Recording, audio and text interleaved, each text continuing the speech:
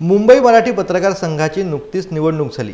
यामध्ये परिवर्तन पॅनलचा दणदणीत विजय झाला असून मुंबई मराठी पत्रकार संघाच्या अध्यक्षपदी ज्येष्ठ पत्रकार संदीप चव्हाण निवडून आलेत।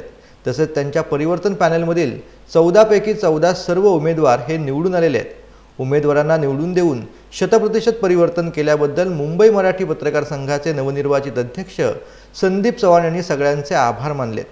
मुंबई मराठी पत्रकार संघाच्या इतिहासात इतका भव्य दिव्य ऐतिहासिक विजय आपल्या पाठिंब्यामुळे आणि शुभेच्छांमुळेच मिळाला।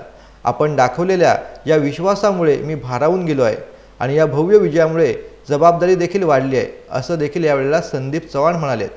तर येणाऱ्या 2 वर्षांच्या कालावधीत आपल्या हिताची आणि पत्रकार संघाच्या वैभवशाली परंपरेला साजेशी कामगिरी करण्यासाठी मी आणि माझी टीम कटिबद्ध असेल आणि आपल्या सूचनांचं स्वागत केलं जाईल असा विश्वास देखील यावेळेला संदीप चव्हाण यांनी व्यक्त केला आहे।